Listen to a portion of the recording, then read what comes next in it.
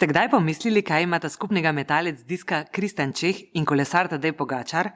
Oba za doseganje svojih izjemnih rezultatov odlično poznata in uporabljata teorijo krožnega gibanja. Kroženje lahko opazujete, ko sedite na vrtiljaku ali pa recimo, ko si ogledate kolesarsko tekmo. Kroži pa tudi Zemlja, okrog svoje osi in okrog Sonca. In to kar precej hitro, 30 km na sekundo.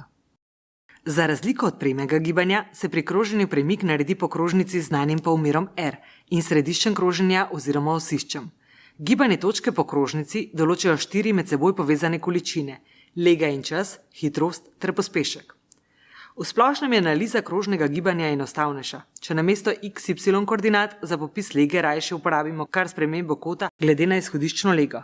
Če točka vsakič v istem času opravi celotno pot po krožnici za polnih 360 stopinj, takemu gibanju rečemo enakomerno kroženje. Če pa se obhodni časi spreminjajo, pa je kroženje enakomerno pospešeno. Začnimo najprej z enakomernim kroženjem. Primer enakomernega kroženja je vrtenje obroča kolesa, ko se kolesar pelje po cesti s konstantno hitrostjo. Hitrost točke na obroču lahko podamo na 2 načina. Prvič z obodno hitrostjo, ki je vezana na čas potreben za premik po krožnem loku S, ali drugič s kotno hitrostjo, ki podaja razmerje med kotom zasuka delta phi in ob tem pretečenim časom delta t, ker grška črka ni predstavlja frekvenco kroženja in je določena s časom t0 enega polnega obhoda po krožnici. Pri enakomernem kroženju sta obodna in kotna hitrost konstantni. Povezava med kotno in obodno hitrostjo je preko radija kroženja, izpeljamo pa jo takole. Obodna hitrost je vektorska količina in kaže vedno v smeri pravokotno na radij. V tej smeri, torej proti središču vrtenja, deluje tudi radialni ali centripetalni pospešek, ki vektorju hitrosti spreminja smer. Večja kot je obodna hitrost, večji je radialni pospešek, ki ga zapišemo sledečo enačbo. Torej, če Tadej Pogačar želi biti prvi, se mora premikati hitreje kot ostali kolesarji in jih prehiteti. To stori tako, da začne pedala poganjati hitreje. Takrat kotna in obodna hitrost obroča kolesa nista več konstantni, temveč se spreminjata s časom. Tako kroženje je enakomerno pospešeno. Pa si poglejmo še enačbe enakomerno pospešenega kroženja. Spreminjanje obodne hitrosti v času nam pove obodni ali tangencialni pospešek. Tega lahko zapišemo tako preko obodne kot tudi kotne hitrosti. V izpeljani enačbi sedaj lahko opazimo razmernik spremembe kotne hitrosti v času, kar nam upelje nov pojem, ki podaja spremembo kotne hitrosti, in to je kotni pospešek alfa. Seveda, saj se pri enakomernem pospešenem kroženju spreminja tudi kotna hitrost. Enakomerno povečanje oziroma zmanjšanje obodne hitrosti tako na zelo podoben način, kot ga poznate že za premo enakomerno pospešeno gibanje, izračunamo sledečo vsoto. Obodna hitrost se povečuje, ko je obodni pospešek pozitiven oziroma zmanjšuje, ko je pospešek negativen. Ukoliko rajši opazujemo kotno hitrost, lahko enak razmislek uporabimo še enkrat in zapišemo enačbo za enakomerno naraščanje oziroma zmanjševanje kotne hitrosti.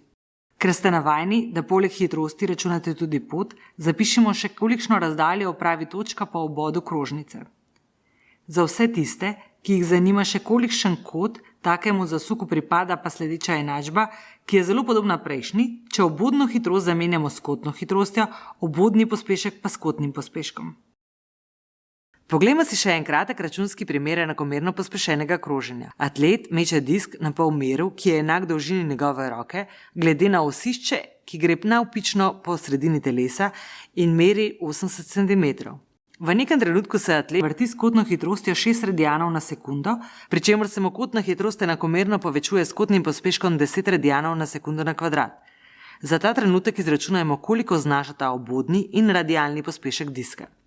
Najprej izračunajmo obodni pospešek. Spomnimo se, da je sorazmeren spremembi obodne hitrosti, ki jo lahko zapišemo tudi v odvisnosti od radija in spremembe kotne hitrosti, to je kotnega pospeška.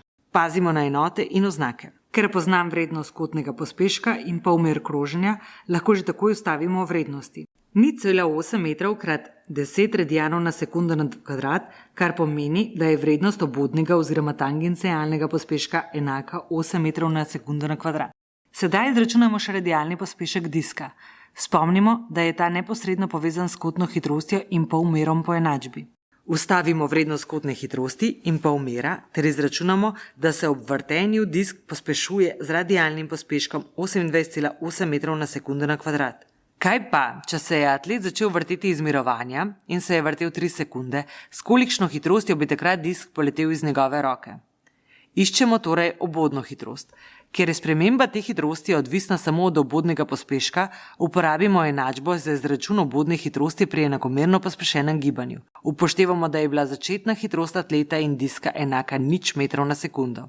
Izračunajmo končno hitrost diska, ki znaša 24 metrov na sekundo ali preračunano skoraj 90 km na uro. Pri raziskavah na fakulteti za strojništvo ima krožno gibanje pomembno vlogo. Brez vrtenja si ne predstavljamo delovanja elektromotorjev, hidravličnih črpalk, zobniških gonil in še bi lahko naštevali. Z natančno analizo krožnega gibanja, določevanjem obodnih hitrosti in kotnih pospeškov izboljšujemo obliko strojnih delov, kot so kotalni in drsni ležaji, ali pa izboljšamo učinkovitost premikanja, na primer razvoj elektronskega diferenciala e-vozila, ki smo mu platišča zamenjali z elektromotorji.